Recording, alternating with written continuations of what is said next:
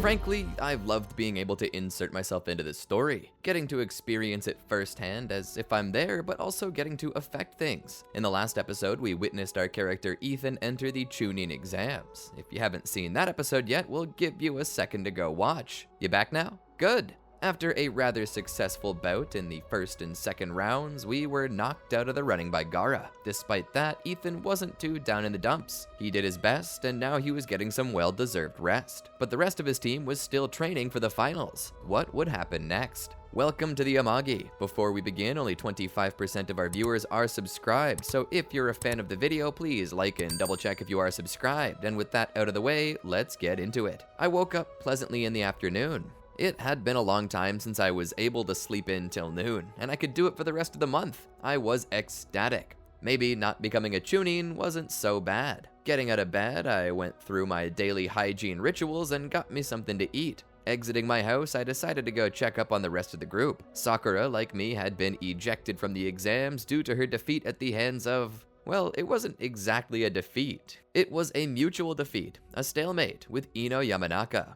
All in all, Sakura wasn't taking it too hard, and it seemed like she too was enjoying life without responsibility this month, much like I was. After paying her a visit just to make sure she was as chipper as I was, I decided to head out and find Sasuke and Kakashi. Using my chakra sense, I pinged their pendants I gave them and proceeded to head out in that direction. It was a mountainous region. Sasuke was working his body to the bone. He was sitting there panting as I walked up. It seemed as if he was in the middle of a well-deserved rest. Howdy, howdy, howdy, y'all, I said in the most upbeat way ever. Sasuke glanced up at me from the corner of his eye for a second before continuing to ignore me. I see you're working hard, I said. Looking to Kakashi, I spoke. How have you been today, sensei? Kakashi raised a hand as to say he'd been struggling to teach Sasuke. As good as I could be, I guess, he said flatly. Well, it's better than the worst, I reminded him. My interest returned to Sasuke. I walked around him. My curiosity getting the better of me, I pulled the back of his collar down to see if I could see the curse mark, only for him to bat my hand away and cover the nape of his neck as if he were sensitive about someone seeing it.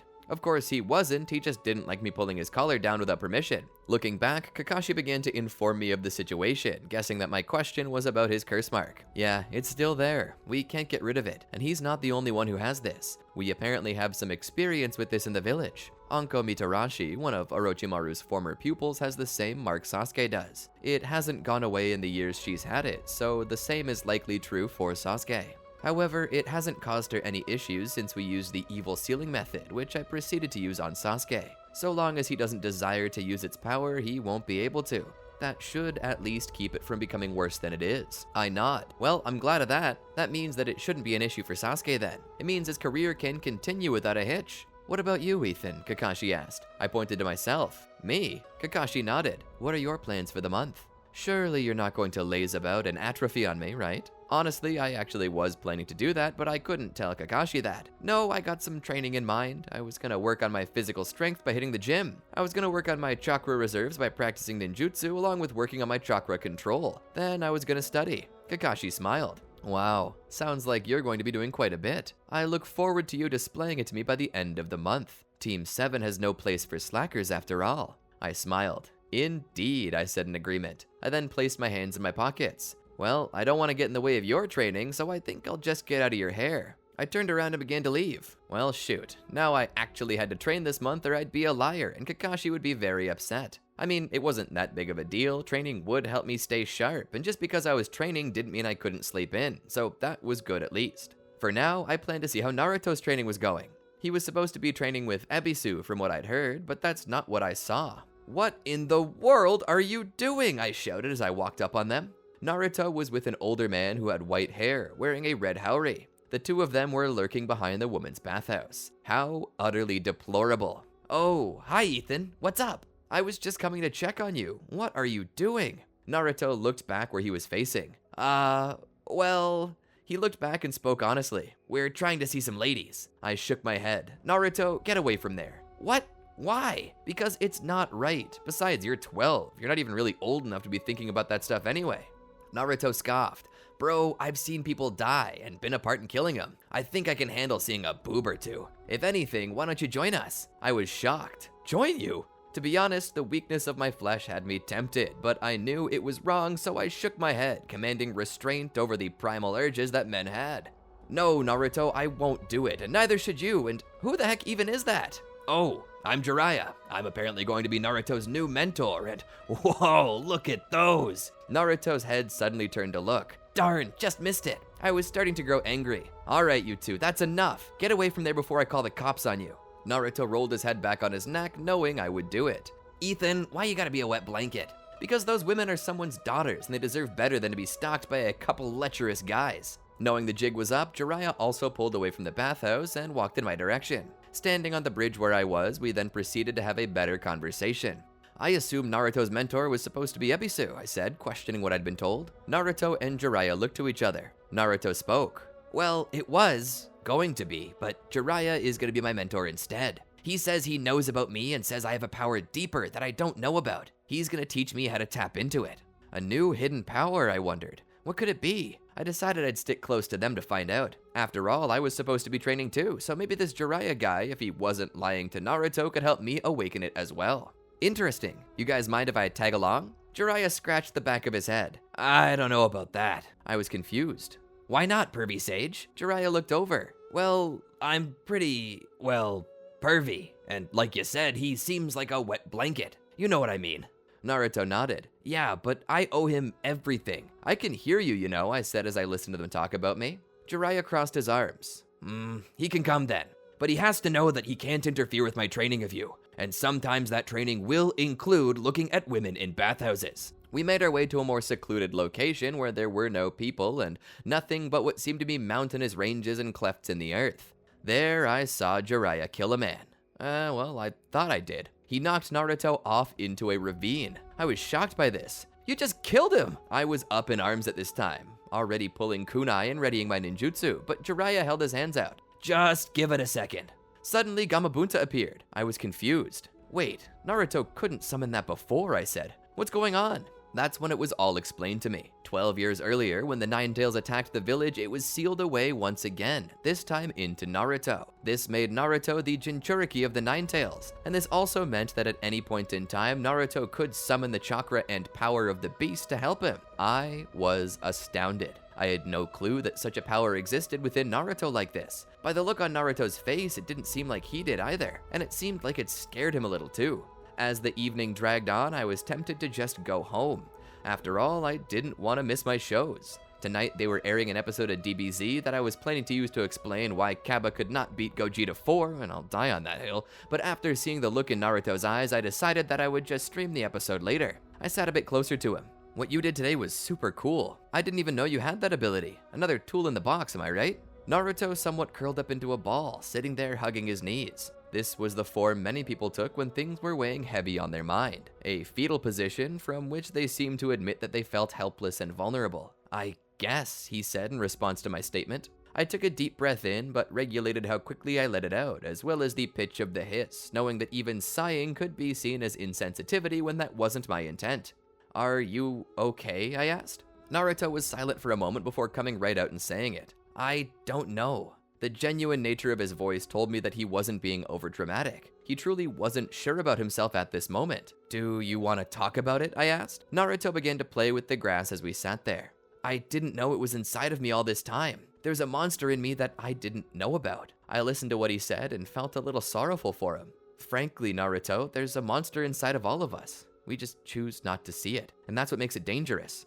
This is different though, he said. I looked to him. Is it? Just earlier today, I fought against a monster inside of me.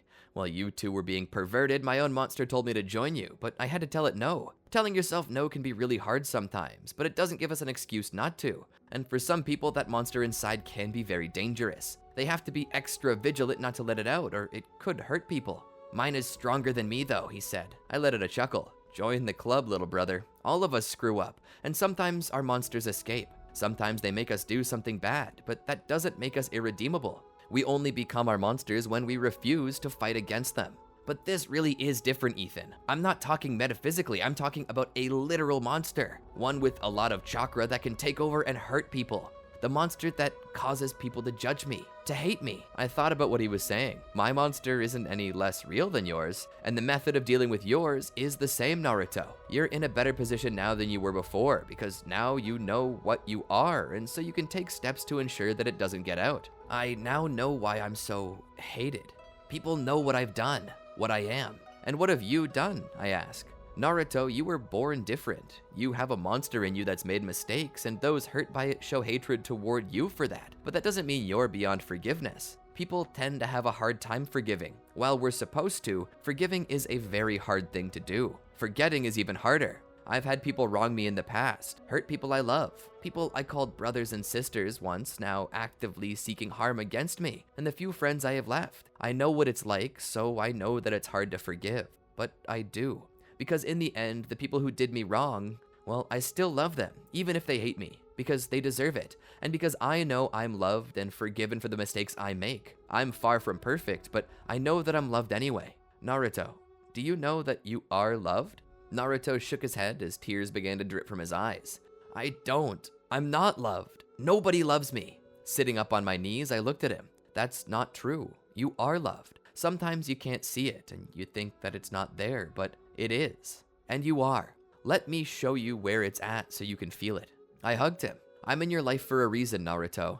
Someone put me here. There's a reason why I'm on Team 7 of all places, in such a strange position, no less, being the odd man out. The fifth wheel. Someone wanted me to meet you so I could tell you what they want you to know. You are loved. Naruto broke down into tears here. The sound of crying drew Jiraiya's attention, though he knew already that I had it covered and that it might have been a very sensitive topic, so he pulled back as to not interfere. I was considering going home tonight and just watching TV, but I think I'd rather stay here with you. I think you need someone to let you know how valuable you are, your true worth. As he gripped my shirt tighter, I could feel it growing more moist. I was a bit afraid that he was just going to soak completely through it and leave my shirt soggy, and considering that I wasn't going home, I couldn't change out of it. But as I felt him trembling with emotion in my embrace, I knew that I was exactly where I was supposed to be. Looking up into the orange sky, I felt complete. Like for this moment alone, I was born, to remind a lost and tortured soul that the value that they thought they didn't have was greater than every blade of grass and every flower in the field. I felt truly alive. When I reminded Naruto about the worth of his life, I was reminded of the worth of my own. And though I was not speaking such to be haughty, I felt that this was my value, the thing that gave my life meaning, to show someone else that their life had meaning and that they were valuable. It brought me true bliss. Each of us were born into this world with a purpose, for a reason. Born of love, for love, to be loved. And even in the darkest of moments, when we couldn't see or feel this love, it was there, always surrounding us. Each morning, every flower was a kiss from someone who loved us, someone who wanted us, someone who would sacrifice everything for us. And I felt that my purpose, my calling, was to echo that to people, to point at each flower and say, that was created specifically to make you smile. I felt Naruto calming in my embrace, as I thought my shirt was thoroughly soaked through, but that was okay. I could deal with a little bit of the uncomfortability of this. After all, the feeling in my shirt was the feeling Naruto had been carrying around in his heart for a long time. If I could help bear it for him, to give him rest, I would gladly do so, and do so with a great burning fire. A passion to let him know that he didn't have to worry anymore. The night was great. Jiraiya had decided to camp out under the stars with us. That way we could enjoy the life we'd been given. It was one thing to experience life between four walls, under a roof, on a bed with a TV for entertainment, but so often we forget how simple life could be. Looking into the night sky, we entertained ourselves by talking about cool facts we learned, pointing out constellations, telling stories attached to them. It was a truly enriching experience, a good bonding moment between we three guys. Due to this, I was welcomed and included in the next day's training. Jiraiya would begin teaching us a cool new technique, the Rasengan. Reading the pattern of my hair, he told me that I had a dual chakra rotation. I had no clue what this meant. He explained to me that the way our hair swirled was indicative of which direction our chakra would swirl, and he said because I had competing swirls, it meant that my chakra would swirl in any direction perfectly well. It would be hard for me to go against the grain when forming my first Rasengan. He told me to sense which way the swirling felt best to me and try it that way. For me, I felt that swirling it clockwise in my hand would be best. So he began going over the process. He told us that we should learn by swirling the water within a water balloon. This honestly was a pretty tough thing for me to learn, but not nearly as tough as it was for Naruto. After all, I had a leg up with my chakra control. Of the two of us, I was the first to complete this step. Secondly came volume. We had to practice with something new, a rubber ball. This had no water in it. The purpose of this part of the training was to pop the ball with the force of our chakra. I was shocked by how difficult it was. Between bouts of training, we would continue trying to pop this ball. Days passed, and I seemed to be getting nowhere. Eventually, it popped. Well, not mine, Naruto's. Naruto had not only caught up with me, but surpassed me. Jiraiya explained that Naruto simply had more chakra than I. Naruto had already formed his first Rasengan by the time I managed to pop my ball. I began trying to catch up as well, and managed to create my own Rasengan. I had pretty much perfected the style, as I could form one by myself. Naruto, however, required usage of a shadow clone to do it. That being said, I didn't flaunt it over him. He seemed upset that I could do it so easily, but I explained that it was simply a part of my natural strength. I was good at chakra control. Naruto, on the other hand, was naturally gifted with deep chakra wells. This meant that he naturally would be able to surpass me if he honed his control. Naruto seemed satisfied with this. Despite that, Jiraiya felt our chakra reserves could stand to be deepened, so between training Naruto to naturally harness his Nine-Tails chakra at will, he also put us through strenuous training. Besides that, I began to read scrolls about various ninjutsu that would help me grow. I began trying to practice them, but I couldn't get very far very quickly. I looked into genjutsu as well and learned about so many cool techniques. Despite the fact that I couldn't cast them yet, I at least understood the principles, such as the Temple of Nirvana technique, as well as some of the other techniques used by genjutsu users and Sharingan users. I realized many of the techniques are based on the victim's perception of things, that being how they see it. That led me to a wonderful idea. Using my crystal release, I formed a pair of sunglasses that were made from a tinted crystal. They were formulated so I could see things, but that they would alter what I saw just enough to keep me from being cast under ocular genjutsu, particularly by Sharingan users and those who increase the potency of their own genjutsu with the Byakugan. This, I was sure, would help me in the long run. As the month of training reached its end though, I lamented that noontime waking up days were going back to being rare. That being said, there was no way I was going to miss the upcoming bouts, particularly Sasuke's. I hadn't spent much time with him during our month of training, so I was interested to see what progress he had made. Naruto's bout was first though, and all in all it was quite easy for him. He had grown exceptionally during the month of training he got. His opponent was no match. But then came the piece de resistance of this second round of exhibitions, the thing that people had come to see. The last Uchiha versus the Bloody Sand Demon. People were already casting bets on who would win. I was gonna pull for Sasuke regardless. Sasuke took his sweet time, being nearly disqualified for it. But given that everyone wanted to see this battle the most, special exceptions were made for him. He would show up. Like before, Gaara would use his sand shield to protect himself. I recalled my battle with Gaara and still felt the headache I got from it. Sasuke continued probing the shield with attacks. "Come on, Sasuke, come on," I said as I watched. It was then that Sasuke displayed something, a technique I didn't understand. He held his hand down as it was covered in electrical output. "What is that?" I asked. Kakashi, who at some point had snuck up behind Naruto, and I spoke. That's his new signature technique, the Chidori. I was shocked, no pun intended. Wow, he's got a new signature move too? Sasuke rushed forward. I was blown away by the speed it afforded him, as well as the piercing power it would then display. The attack punched a hole clean through the sand, wounding Gaara. Gaara seemed to freak out. He looked as though he was losing his mind, though I was half convinced that he already had. He just felt so weird when I first met him. At about that time, something strange happened. A bomb went off in the viewing box of the Hokage. I saw it, as did everyone else. It was then that Kabuto cast the Temple of Nirvana technique. Anyone who looked at the feathers would immediately fall asleep. Well, almost everyone. I was wearing my specially made glasses at that moment. That being said, having studied genjutsu a bit, I closed my eyes for good measure, just in case the glasses failed. But it wasn't the same for everyone. Most everyone was put to sleep, even Naruto. I tried shaking him awake, but he was out cold. Looking over to the side, I saw that Sasuke too was awake. Oto Nin began to attack whatever shinobi had not fallen asleep yet. Gaara and his siblings appeared. They were apparently part of this, though they seemed to be attempting to escape. I jumped down into the arena, as did Shino Aburame. We rushed to Sasuke. Together we three set out to follow Gaara and his siblings. As we did so, Kankuro would peel off to protect his team, with Shino electing to stay behind to defeat him.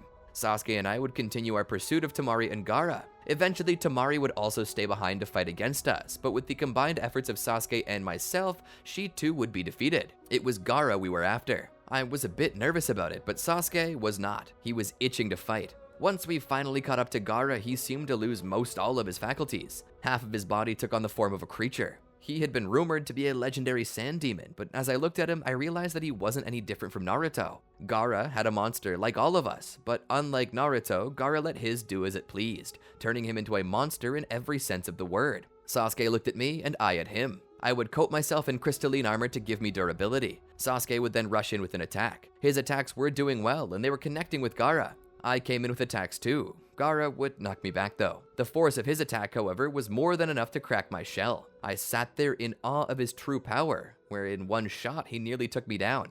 Rising back up to my feet, I formed a Rasengan in my hand. I watched as Sasuke used his Chidori again, but amazingly his attack missed. Sasuke, knowing he had missed, knew he couldn't logically use Chidori again. Worse still, his position was bad. He had missed Gaara and now stood back against him. Gaara's speed had increased quite a bit to the point where he could dodge a Chidori. With that speed, he turned to finish Sasuke while his back was turned. But I would have none of that. I was already moving by the time Sasuke's Chidori missed. I ran up the side of a tree with my Rasengan in hand, my crystalline armor glowing in the sunlight. As Gaara moved to finish Sasuke, I jumped from the tree and planted my Rasengan right into the boy's ribs. I knew I had to have broken a few of them, not to mention that energy would likely really mess up his internal organs. Gaara was launched away like a Smash character at 180%, colliding with a tree. He hit the ground hard. I then walked to Sasuke, who caught himself on the ground. "You okay?" Sasuke nodded and fist bumped with me. "Yeah, thanks for the quick save." I smiled. "No problem." We then began to walk toward Gaara. Gaara coughed and gagged, heaving up blood.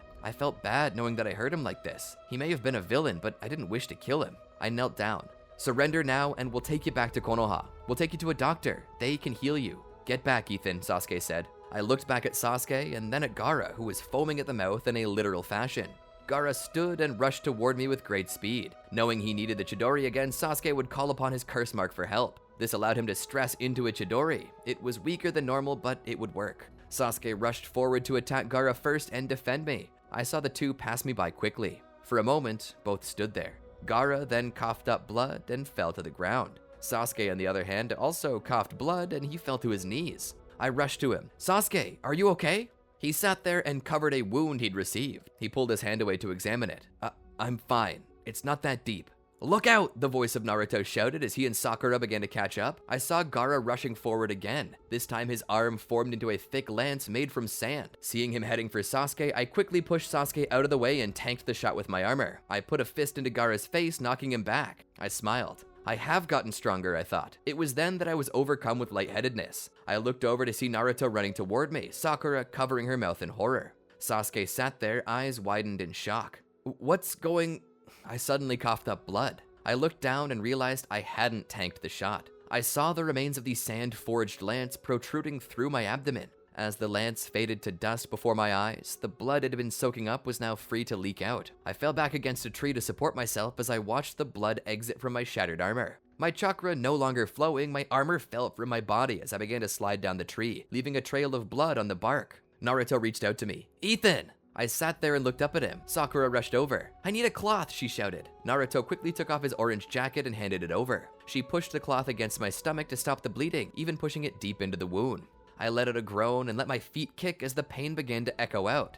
Is Sasuke okay?" Sasuke was unable to move due to his fatigue. Naruto took my hand. "Naruto, it hurts," I said. I was unable to stop the tears from running down my cheeks. The only thing I could think about was how I was dying. I didn't want to die. There were still so many things I wanted to do. Naruto, gritting his teeth, turned around to face Gaara. Gaara would be rising up once again. "You think you're stronger than me? You think you can hurt me? I'll show you," he shouted. He then cast a genjutsu over himself and suddenly he'd pass out. From there, he'd begin to form a massive sand-based tanuki. Naruto looked back at me. I reached out to grip his hand again. As he went to grab my hand, though, it dropped as I slipped into unconsciousness. For Naruto, it must have been the scariest thing in the world. He must have thought me dead. The last thing I saw was the overwhelming might of the Nine Tails boiling outward. Naruto would have taken on his version 2 cloak and would proceed to run up the side of Shukaku before finding Gaara at the top. He would shred the poor boy to pieces, killing him viciously. The sand beast would turn to dust below him as he would fall down. Naruto would howl like a rabid fox before turning his anger on the others. He began making his way towards Sakura, the air around him daubed in bloodlust. As he approached, Sakura held out her hands. "Naruto, stop!" she shouted. He pushed her to the side and came to my side once more. Taking my hand in his own, his form would fade. His skin a blood-red color, his flesh burned and partially destroyed. The red of muscle and tendon could be seen below. He too would pass out. It wouldn't be too long until we were all found by the shinobi of Konoha. Naruto was in rough condition, but he was alert by this time, his body having gone into overdrive, using the power of the Nine Tails to heal. I wasn't so lucky though. My wounds were deep, and I had lost a lot of blood. It was a miracle I was even alive at all. For the most part, I saw nothing, heard nothing, felt nothing. It was like being asleep, but without dreaming. I had no concept of time, but that was okay. As it turned out, I'd been out for a month. When I woke up, my body had been mostly healed. A scar remained where my wound had been, but I was alive, somehow. Waking up, I saw that Sakura and Naruto were both there with me, sleeping on either side, my hand in theirs. I was so touched by this turn of events. I smiled weakly as my body continued to wake up from its coma. I didn't wish to move, as that might wake them. I was enjoying this. It made me feel so loved that even while I was unconscious, they wouldn't leave me, that they needed to hold my hand and sleep in my hospital room like this. We weren't friends anymore, we were family. Eventually, they began to wake up. Sakura was the first to stir. Her ecstatic shout and quick hug of me jolted the bed enough to startle Naruto awake. Naruto saw me alert and joined in on the hug. "Careful, careful," I shouted. My body had been sore from laying in the same position, and I felt weak. My body was so sensitive, but despite that, I was glad to receive a hug. That being said, I wasn't sure at this moment how long I'd been out. It was then that the doctors told me that it had been 4 weeks. I was shocked. They told me that with the injuries I sustained, I wouldn't have survived if Naruto and his version 2 cloak hadn't given me some chakra to begin the repair process. Looking at Naruto, I gave him a new hug. "I owe you my life, Naruto." Naruto shook his head. "No, we owe you ours." The hug lasted for a few seconds longer. Then, when Naruto pulled away, I asked him, "What's been happening since I was out?" Naruto looked down and then looked to Sakura. "Well, Hiruzen, he was killed in the attack." I was shocked. "He was killed?" Naruto nodded. Tears formed in my eyes. Hiruzen would often visit me to bring me my allowance. When he wasn't busy, he'd even spend time with me, bring gifts, and play with me. He was like the village's own personal grandfather, so this hurt. I choked my emotions back though. There'd be time to unpack it all later. It was then that Naruto told me that he had helped Jiraiya recruit a new Hokage. Her name was Tsunade, and she used to be to Jiraiya what Sakura was to me. It was interesting indeed, but I was more distraught about Hiruzen's death than anything. In the upcoming days, I would come to terms with it while getting back into shape. I'd be released from the hospital and would get some time to return to my home and rest if I so decided. A week to do whatever I wanted. That being said, on my first day off, I didn't sleep. I'd been in a coma for 4 weeks, I'd slept enough. I stayed up all night watching TV and catching up on forum debates. That being said, the forums had long since moved on from a meme. They were now talking about Hiruzen as well as the attack. So many lives lost. A lot of my online rivals had lost people. It was then that we showed our compassion for one another, helping each other out. A couple days passed and I was getting back into shape. It was then that word reached me. Sasuke had left the village. I was confused why. Sakura said it had to do with his brother and his need for vengeance, and how he had to leave everything and everyone behind for it, leaving to join Orochimaru, the terrorist who had killed so many people. I was shocked. I found it hard to believe. There was no way he was seriously gonna do this. A squad was being developed to go catch him. It would consist of Shikamaru, Naruto, Kiba, his Ninken, Choji, Neji, and Rock Lee. Lee had volunteered. Shikamaru originally wasn't planning to bring him, but considering Lee volunteered, he decided it was better to be safe than sorry. I too would join the group, and together we would rush off to try and stop Sasuke from doing the unthinkable. As we traveled, they used me to keep a bead on Sasuke. After all, I could still sense the pendant I'd given him. However, as we moved forward, various assailants who were transporting him would peel off to attack us. First was Jirobo, who Choji decided to stay behind to fight. Then was Neji versus Kidomaru. Kiba and Akamaru would be stopped by Sakon and Ukon, and lastly Shikamaru would volunteer to stay behind to stop Tayuya. Last of all, I, Naruto, and Rock Lee would rush off to find Sasuke, growing closer and closer. We had seen him for but a moment, but he fled. It was then that we'd all be stopped by Kimimaro, letting Sasuke pass on by. Lee offered to stay behind to fight Kimimaro while Naruto and I went for Sasuke, but I refused. Something's not right here.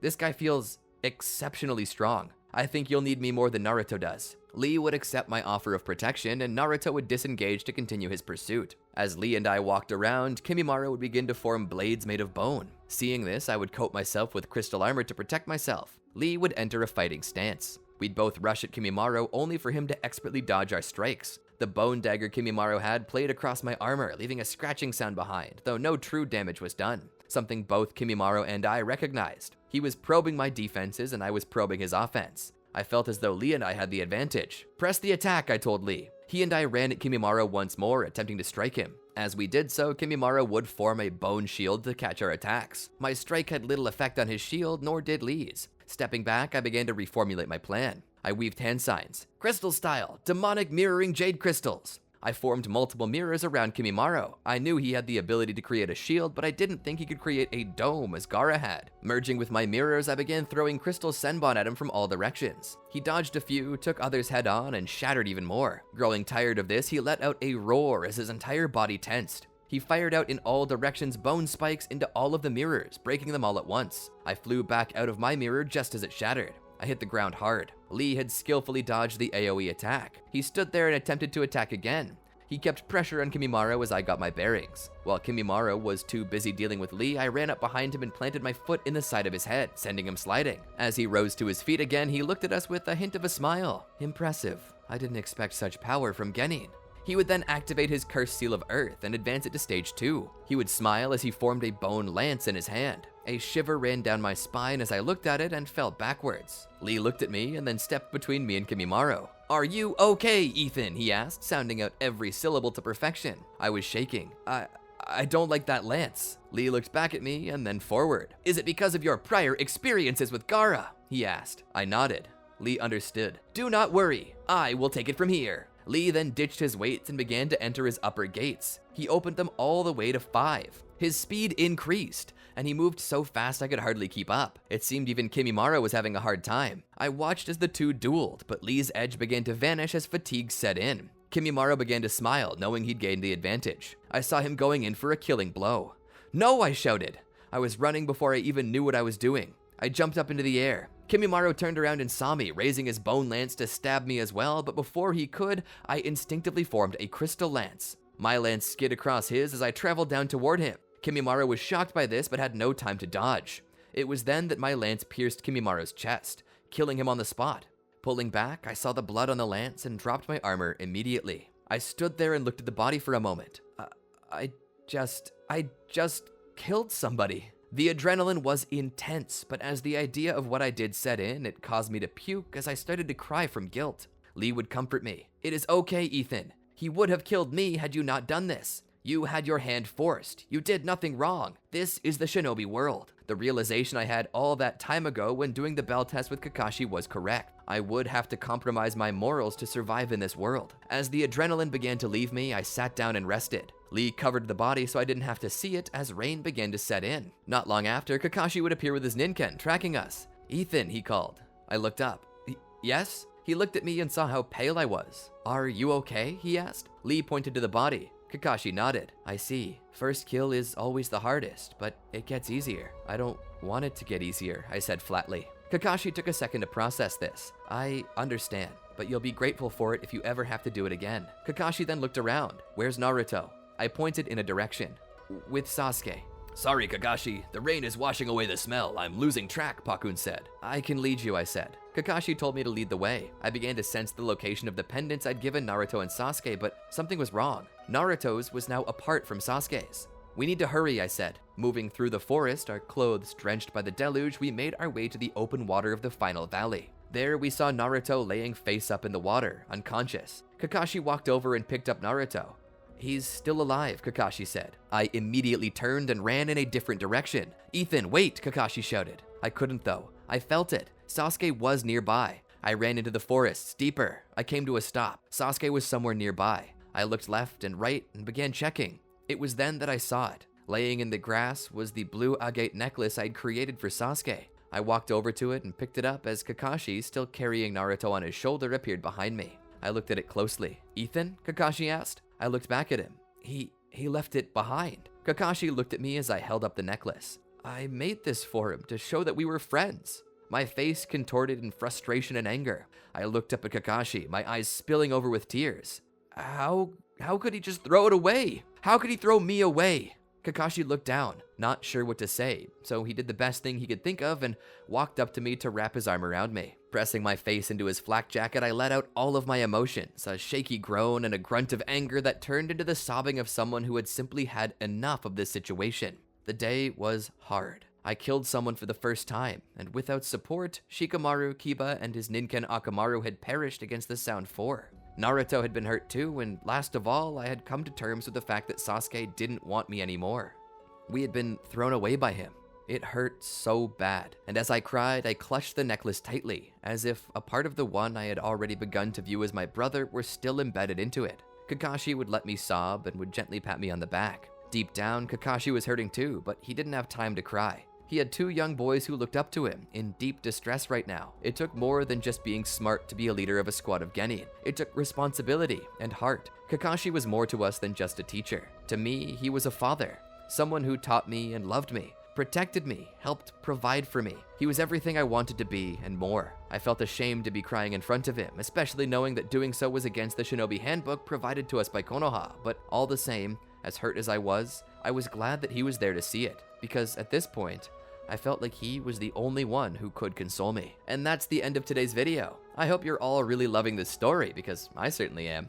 A lot of emotions were unpacked in this episode. Loss, the fear of having nothing, true value and self-worth, self-sacrifice, as well as family were touched upon. It's for these reasons that this chapter was my favorite of them all so far, but the series is only going to continue to move forward from this point on, so I hope you're ready. Anyway, what are your thoughts on this episode? What do you think? Did you like it? What are your favorite parts? If you were here, what would you have done differently? Let me know in the comments below, and while we're at it, let me provide you with a couple other videos I'm sure you will like, just to give you some more in case you're still hungry for fun. Don't forget to like, subscribe, and ring the bell to be notified when other videos like this drop, and until then, peace out.